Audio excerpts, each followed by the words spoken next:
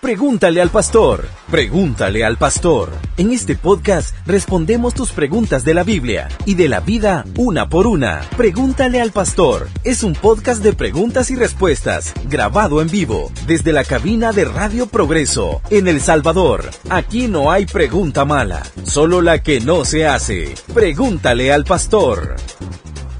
Le doy la bienvenida, pastor. Muy buenos días. ¿Cómo está? Buenos días. Contento de estar acá nuevamente con mis hermanos que están conectados a través de la Progre, con Biblia en mano, listo para contestar preguntas y con algunas que habíamos dejado ahí pendientes de la semana pasada, ¿verdad, Dani? Así es. De hecho, Guadalupe nos estaba preguntando con respecto, creo que era la pregunta sobre, bueno, quizás la vamos a poner otra vez, pero creo que era sobre por qué se está dando tanto protagonismo en Estados Unidos a las mujeres en el pastorado. Si no me equivoco, es la segunda nota de voz que me enviaste ahí el día jueves de la semana pasada. Así es.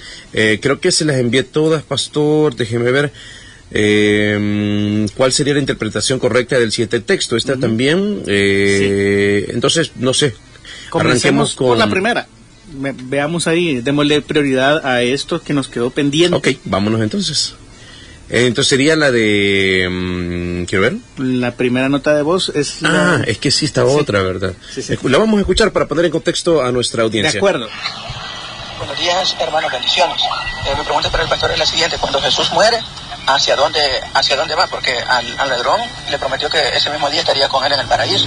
Pero por otra parte, Jesús había profetizado que estaría 3 días en el corazón de la tierra, así como Jonás estuvo 3 días en el vientre del pez.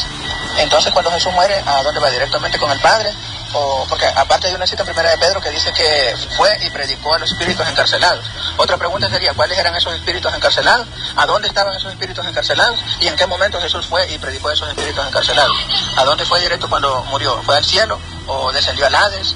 ¿O cómo se puede dar esos sucesos que narran la Biblia? Gracias. Muy curioso.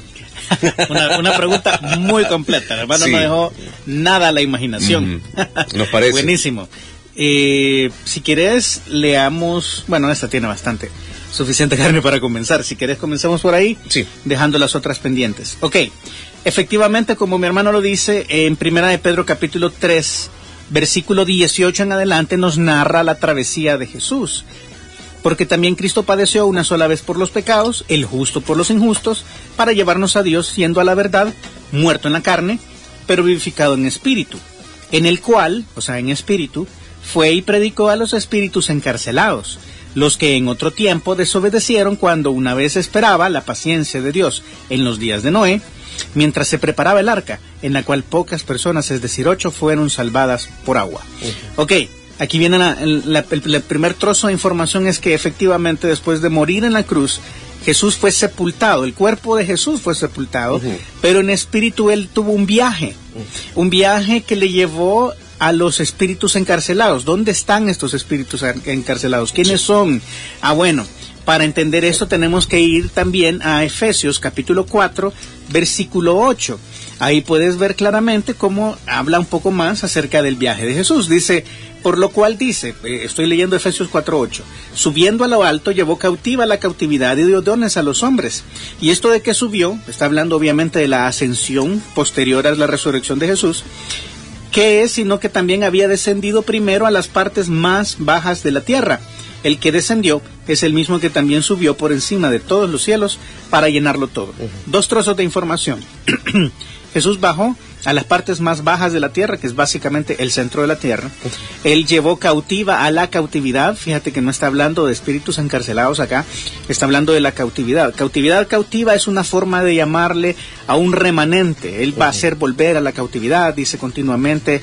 Ya en los últimos escritos de los profetas menores se refiere al remanente fiel de Israel como la cautividad, que va a hacer volver a su tierra. Y esta no solamente es una promesa para restaurar físicamente Israel, sino también para los santos del Antiguo Testamento. Entonces, ¿qué hay en el centro de la tierra? Bueno, Lucas capítulo 16, en la famosa historia del rico y de Lázaro, nos narra que allá en el lugar a donde ellos van, que es llamado Hades también, es básicamente un complejo que está compuesto de 2 compartimientos diferentes. Uno se llama el seno de Abraham, que es un lugar a donde Lázaro, el pobre, es consolado, y otro se llama el lugar de tormentos, o Abadón. Es un lugar a donde el rico es atormentado. Entonces, eso está en las partes más bajas de la tierra. ¿Cómo lo sé? Bueno, principalmente porque continuamente tú ves ahí que cuando vas a hablar del Hades o el Seol, que es la misma cosa, en griego es Hades o lugar de los muertos, y en hebreo es Seol. Cuando tú ves esto, ves por ejemplo que en el tiempo de Moisés hay una famosa historia acerca de los hijos de Coré. Coré se levanta, es un levita que se levanta para atentar en contra de la autoridad de Aarón y de Moisés, y entonces ahí en medio de todo esto, Dios les castiga. Y Dios les castiga haciéndoles descender vivos al Seol. ¿Y qué es lo que sucede ahí?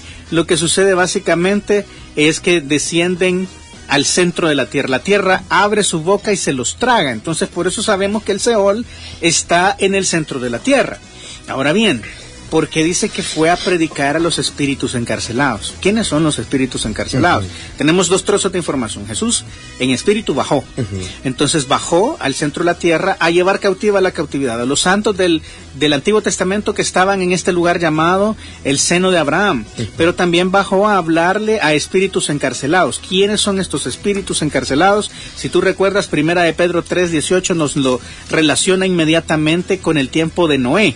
Y esto es una buena información, porque luego vamos a Judas, la carta de Judas, en el versículo 1:6 dice, y a los ángeles que no guardaron su dignidad, sino que abandonaron su propia morada, los ha guardado para la oscuridad en prisiones eternas para el juicio del gran día, como Sodoma y Gomorra y las ciudades vecinas, las cuales de la misma manera que aquellos, o sea, que estos ángeles, habiendo fornicado e ido en pos de vicios contra naturaleza, fueron puestas, por ejemplo, sufriendo el castigo del fuego eterno. Aquí tienes otro trozo de información. Estos espíritus encarcelados que están guardados ahí en prisiones son ángeles que no guardaron su dignidad y fornicaron en contra de naturaleza. Eso es lo que dice aquí Judas. Ok. ¿Quiénes habrán sido estos ángeles que fornicaron en contra de naturaleza y que vienen desde los tiempos de Noé? Ahí está, ¿verdad? Nuevamente tenemos otro trozo de información útil que nos va a ir armando el cuadro. Básicamente lo que está diciendo ahí es que estos ángeles que pecaron son arrojados en prisiones de oscuridad. Dice Segunda de Pedro, capítulo 2, versículo 4. Porque si Dios no perdonó a los ángeles que pecaron, sino que arrojándolos al infierno los entregó a prisiones de oscuridad para ser reservados al juicio. Son los mismos. Ángeles que fornicaron en contra de la naturaleza en los tiempos de Noé. ¿Quiénes son? Los hijos de Dios de Génesis 6. Ellos están en prisiones de oscuridad en un lugar llamado el abismo. El abismo, que si tú recuerdas la famosa historia de Lucas 16, el rico le decía, Padre Abraham, que Lázaro moje la punta de su dedo en agua y venga y refresca la lengua, que estoy atormentado en esta terrible llama. Sí. Ok. Y Abraham le responde una cosa, le dice, no podemos porque hay una cima con S. No es la cima de la colonia aquí en El Salvador, ¿verdad? Es cima con C, que habla de cerca de un pináculo, de algo alto. Cima con S es lo contrario, es un agujero, una depresión de terreno profundo. Entonces, si tú estás leyendo ahí todas estas informaciones, lo que vas a llegar a la conclusión es que en el mismo complejo habitacional, llamémosle así, donde está el Hades es el lugar de los muertos, el Seol. Por cierto, en el Seol están buenos y malos, porque si usted te acuerdas, Jacob decía, van a hacer descender con dolor mis canas al Seol, porque se había muerto José supuestamente. O sea, ahí fue al Seol, fue Abraham, al Seol fue David. David dice en Salmos 16, no dejarás mi alma en el Seol. O sea, él está diciendo desde ya que algo va a pasar y va a ser rescatado de ese lugar. Pero en ese lugar, entonces está el seno de Abraham, Abadón, o el lugar de tormentos, y en medio de ellos hay un gran hoyo. Ese hoyo es el mismo que nosotros conocemos ahora como el abismo. El lugar a donde estos seres angelicales desobedientes están en estos momentos presos o están en prisiones eternas. ¿Cómo sé que el abismo está ahí en el centro de la tierra? Bueno, primero que nada por Génesis capítulo 1. Si tú te acuerdas, las aguas estaban por encima de la faz del abismo. En Génesis capítulo 1, versículos 2 y 3, así lo dice. Pero también tenemos un pasaje que nos ubica perfectamente este lugar, y es Isaías capítulo 14. Ahí dice, Aquí está. En el capítulo 14, voy a leerlo desde el 12 solo para tener contexto, dice: ¿Cómo caíste del cielo, lucero, hijo de la mañana? Cortado fuiste por tierra tú que debilitabas a las naciones, tú que decías en tu corazón: subiré al cielo, a lo alto, junto a las estrellas de Dios, levantaré mi trono, y en el monte del testimonio me sentaré a los lados del norte, sobre las alturas de las nubes subiré, y seré semejante al Altísimo. Mas tú derribado eres hasta el Seol, a los lados del abismo. ¿Ok?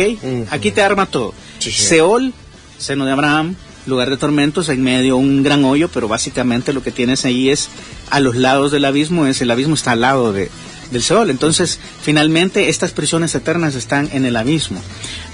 La pregunta es compleja, porque entonces si tenemos trozos de información, Jesús muere y en espíritu va a estos lugares, va con dos propósitos: rescatar a la cautividad los santos del Antiguo Testamento que resucitaron después de su resurrección, y nosotros lo podemos ver claramente allá en Mateo 27:52. ¿Recuerdas que dice que las piedras temblaron, se partieron, los sepulcros se abrieron y salieron los santos y aparecieron a muchos después de la resurrección de él?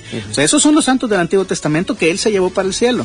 Hay evidencia y testimonio de que ya resucitaron, entonces se los lleva. Y también predica a los espíritus encarcelados. Pero ¿será que Jesús les va a predicar el evangelio a los demonios que pecaron en contra de él? Sí. No, la palabra predicar en griego casi siempre significa lo mismo, es anunciar, proclamar. Y si esta palabra dice que en espíritu fue y predicó a los espíritus encarcelados, lo que está diciendo es que proclamó algo, no el evangelio. O sea, en griego siempre tiene que ir, en el Nuevo Testamento predicó el evangelio. Y evangelio se traduce a salvación. Buenas noticias. Buenas noticias, que es que él murió y resucitó. En todo caso, esto no era para salvación de las personas que estaban ahí, o de estos seres que están ahí, sino más bien como parte de un plan más grande. Lo que fue Jesús a proclamar, yo creo, fue la victoria. Porque te recuerdo, Génesis capítulo 6 está después de Génesis 3:15. En 3:15 Dios había prometido a la serpiente que hizo caer a la mujer que la simiente de la mujer iba a aplastar su cabeza. Estaba diciendo: vas a ser derrotado por un ser que va a nacer de una mujer exclusivamente. ¿Y qué hicieron entonces? En Génesis 6 los demonios se metieron con todas las mujeres para contaminar el linaje de los hombres y que este ser no naciera. Ahí nacen los gigantes, los famosos Nefilim, que no es objeto de nuestra pregunta, pero solo para decirte que el intento grande y masivo de Génesis 6 era evitar que Jesús naciera. Pero ahora Jesús había nacido, Jesús había sido crucificado y había cumplido y pagado el precio por la salvación de la humanidad. La cabeza de la serpiente está aplastada. Fue como a decir: aunque quisieron impedirlo, aquí estoy. Aquí está. Exactamente. Y los espíritus siguen encarcelados.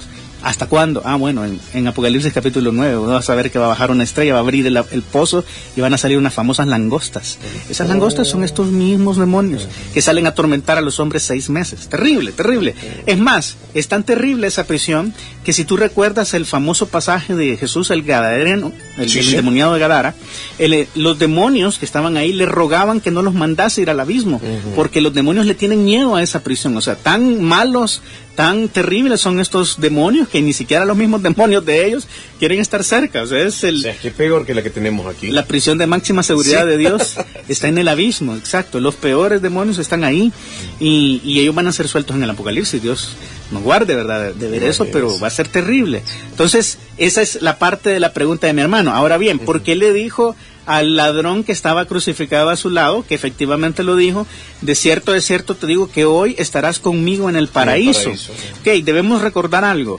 Jesús cuando era hombre, o sea, cuando estuvo en carne, estaba limitado por su carne. O sea, él no podía estar en 2 lugares al mismo tiempo. Pero una vez liberado de ese lazo, de esa limitación, él pudo perfectamente, siendo espíritu, estar con él, yo creo que este fue el primer convertido del Nuevo Testamento. O sea, el ladrón bueno, o sea, si hay tal cosa como el ladrón bueno, ¿verdad?, que estaba en la cruz, fue el primer convertido, exacto, del Nuevo Testamento. Él solamente creyó en Jesús y ganó su salvación por fe. Entonces, este primer convertido fue llevado al cielo por el mismo Jesús y estuvo con él en el paraíso ese mismo día que murió, diciendo que la transmisión, o sea, el cambio de realidades es automático. Cerramos nuestros ojos aquí y estamos en el cielo. Esa es la promesa que Jesús le hizo y la cumplió. Pero ahora ya no está atado Jesús a su cuerpo, no tiene por qué estar solamente en un lugar. Exacto. Entonces, probablemente esa referencia sea verdad, porque Jesús estuvo ahí, pero también en espíritu bajó a las partes más bajas de la tierra. cualquiera de los dos momentos. Pudo hacerlo antes, pudo hacerlo al mismo tiempo, porque ya no está atado a su forma mortal. Entonces, ahí tienes todas las respuestas de las 5 o 6 preguntas que el hermano nos hizo. Muy interesante, y felicito al hermano que hizo esta pregunta. Ojalá que sí haya estado pendiente de la respuesta. Si no, igual va a quedar grabado y va a subir al podcast. Eso es cierto. Ahí pueden ir al podcast de Pregúntale al Pastor. Así lo buscan, ¿verdad? Pregúntale al pastor, el podcast. Al pastor, te iba a decir. Al pastor. Sí, porque es el podcast. Puertorriqueño. Sí, no. Muy bien, dice por acá David Aguilar. Buenos días, bendiciones, Pastor David Aguilar, y también Daniel Rivera. Mi pregunta es, cuando estemos en la Nueva Jerusalén, ¿Dios nos cambiará el nombre y también cambiará su nombre? Esa es mi pregunta. Bendiciones. Ok. Seguramente se refiere a una de las cartas a las 7 iglesias, a donde dice que Él nos va a entregar una piedra blanca con un nombre que nadie conoce. Eso es una costumbre, voy a decir así, antigua, que se hacía para los que habían sido indultados. Los que son perdonados, se les cambiaba el nombre para que no estuvieran parte en los registros anteriores. Entonces eso es parte de un simbolismo de que nosotros tenemos una nueva identidad en Jesús. Somos hechos nuevas criaturas. No tenemos ya que ver con el pecado que nos ataba y que nos condenaba. Entonces sí vamos a tener probablemente un nuevo nombre. Él lo dice claramente, y yo sé que hay también un montón de alabanzas que hablan de un nuevo nombre que solamente Él conoce. Entonces, eso es parte probablemente de las bendiciones que vamos a tener en la eternidad. Hay una canción que dice, me llamaste por mi nombre, y al principio decía, pero si yo sé cuál es mi nombre, entonces... Sí. Por el nombre verdadero, quizás, no sé. Vaya, eso está en Apocalipsis capítulo 2, versículo 17. Dice, el que tiene oído, oiga lo que el Espíritu dice a las iglesias. Al que venciere, es decir, ¿quiénes han vencido? Los que tienen a Jesús en su corazón. Eso es lo que han vencido, dice primera de Juan. Al que venciere daré a comer el maná escondido, y le daré una piedrecita blanca, y en la piedrecita escrito un nombre nuevo, el cual ninguno conoce sino aquel que lo recibe. Es decir, nuestra identidad cambia en Cristo. Esto es efectivamente así es. ¿Va a tener un nuevo nombre de Dios? Yo creo que no. Sin embargo, hay un pasaje que a mí me da vuelta la cabeza cada vez que lo leo por ahí. Porque no logra descifrarlo, pastor. Exacto, porque es un pasaje muy oscuro y no hay otra referencia más en la Biblia en general. En Zacarías, capítulo 14, Zacarías 14 es el último capítulo de Zacarías y habla acerca de la eternidad. Pero fíjate lo que dice 14:9 en Zacarías.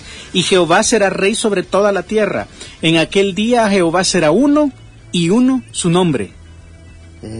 Ajá. Entonces, como uno su nombre, pero siempre ha sido uno, a menos claro que esta referencia sea a que la manifestación de Dios en nuestra realidad es Padre, Hijo y Espíritu Santo, pero en la eternidad probablemente veamos a Dios unificado, o sea, en una manifestación unificada. Uno su nombre, Jehová será uno y uno su nombre. Sí, por ahí podría tener podría ser. A mí siempre me ha levantado grandes inquietudes ese pasaje. O sea, que no puede decir a ciencia cierta que es así. Exacto, yo no puedo asegurarlo, pero por este y otros pasajes más, a mí me da la impresión que en la eternidad, ya en la Nueva Jerusalén, en la nueva realidad que Dios va a hacer un cielo nuevo y una nueva tierra, Él va a estar siendo completamente visible, pero unificado. Es Dios, un solo Dios nuevamente, ya no manifestado en tres personas como lo ha hecho en esta realidad. Ya no es necesario. Yo he hablado en este programa varias veces que la Trinidad se entiende en términos de necesidad. O sea que necesitaba Dios que un hombre viniera a morir, pero este hombre tenía que volver a resucitar y este hombre tenía que cumplir perfectamente la ley, cosa que es imposible para cualquier otro hombre. Entonces este hombre tenía que ser hombre y tenía que ser Dios, ese es Jesús. Pero mientras este hombre Dios estaba aquí en la tierra, ¿quién iba a sostener el universo? Ese es el papel del Padre, que iba a mantener todo en su lugar con su poder y lo iba a sostener. Pero ¿cómo iban a conectarse el Padre allá arriba, encima del universo, y el Hijo aquí abajo siendo hombre? A través del Espíritu Santo. Entonces, por eso es en términos de necesidad. En la eternidad, todo unificado, es una sola realidad. Ya no hay cielo, ya no hay ámbito espiritual, todo es una sola cosa. Ahí veo yo que ya la Trinidad deja de de estar expresada en términos de necesidad. Entonces probablemente Zacarías 14:9 dice que Dios va a tener un solo nombre.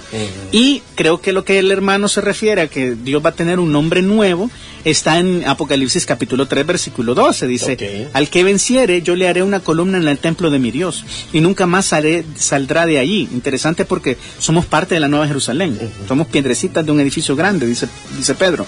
Y escribiré sobre él el nombre de mi Dios y el nombre de la ciudad de mi Dios, la Nueva Jerusalén, la cual desciende del cielo de mi Dios, y mi nombre nuevo. Entonces, probablemente uno puede inferir, aunque ya no hay más evidencia bíblica de esto, que su nombre del que habla Zacarías sea un nombre completamente diferente de como hemos conocido a Dios hasta ahora. Pero es una inferencia y no puedo decir con ciencia cierta que así será. Simplemente que hay algunas evidencias bíblicas que en la eternidad la forma en que hemos experimentado a Dios va a cambiar radicalmente y la forma en que nosotros mismos hemos tenido identidad en este mundo va a cambiar radicalmente. Eso sí te lo puedo decir con plena certeza, aunque no sé si este nombre nuevo va a ser el nombre con el que nos van a conocer o solamente va a ser algo entre Dios y yo, y tampoco sé si este nombre del que habla a Dios, su nombre nuevo, sea algo por el cual nos vamos a referir a Él siempre. No lo puedo decir, pero es muy probable que así sea. Wow, me han fascinado las dos preguntas que nos han hecho, de verdad nos han puesto a pensar y qué bueno de que eso indica que la audiencia está leyendo la Biblia e interesándose mucho en conocer más sobre todo esto. Tengo una de la semana pasada. Vamos, pastor, todavía hay chance. ¿Cuál sería la interpretación correcta del siguiente texto? En Mateo 5:30 dice, si tu mano derecha te hace pecar, córtatela y arrójala. O sea, es como, ella nos ha puesto el resumen. Yo quisiera leer completamente Mateo 5:30 para explicar cuál es la interpretación correcta de este pasaje. Es un pasaje muy figurado. Debemos entender que él está usando algunas figuras del lenguaje. Dice, si tu mano derecha te hace ocasión de caer, córtala y échala de ti, pues mejor es que se pierda uno de tus miembros y no que todo tu cuerpo sea echado en el infierno. Esto es algo que se llama hipérbole. Es muy común en el lenguaje. Es lo que tú haces, una exageración para hacer un punto. Por ejemplo, decís, ayer estuvo haciendo un calor del infierno. Por ejemplo. No, pero es cierto. Es cierto porque en una temperatura elevada, pero sinceramente en el infierno va a ser más calor. Sí. O sea, es una exageración. Tú decís, te he dicho 10,000 veces que no hagas eso. No has dicho 10,000 veces que hagas eso. O sea, lo has dicho muchas veces probablemente. Pero esa hipérbole sirve para hacer un punto. Entonces aquí Jesús, en todo el pasaje, desde el versículo 27 hasta el 30, está usando de hipérboles diciendo, para quitarte el pecado tienes que ser radical. De tal forma que si tu ojo te jala, sácatelo. Pero tú sabes que el problema no es el ojo. De hecho, el ojo es un miembro de nuestro cuerpo. El que mueve el ojo soy yo. O sea, el problema soy yo. El que usa la mano para pecar soy yo. Los pies para ir. Lo que Jesús está diciendo no es que literalmente nos cortemos la mano o nos saquemos el ojo. Es que debemos ser radicales. No debemos permitirle a nuestra carne que nos tiente de esta manera. Y si hay algo en nuestra vida que nos está haciendo caer, tenemos que eliminarlo. No un miembro, sino, por ejemplo, una relación. Tienes una amistad que te está haciendo caer o que te arrastra al mal. Tienes una relación incorrecta que tienes que quitar. Arráncala de ti, porque eso te está llevando al infierno, es lo que está diciendo Jesús, si es que no le conoces. Y si le conoces, no es que te vayas a ir al infierno, pero te va a dar una vida miserable. En esta tierra, Dios castiga al que toma por hijo, entonces tienes que tener mucho cuidado con dónde te están llevando estas relaciones. Exacto, o estos hábitos. Y si tú sabes qué necesidad tienes de encender tu celular a las 2 de la mañana e ir a esos sitios que tú sabes que no debes de ir, quítate el celular, o sea, prográmalo, pídele a alguien que le ponga otra contraseña y usa de todas las herramientas que hay ahora para ser radical. Si tiene el último iPhone, regálelo. Regáleselo a Dani. Ok, a eso se refiere, a la necesidad de no negociar con el pecado. Debemos ser radicales, pues, a lo que se refiere ese pasaje. Perfecto.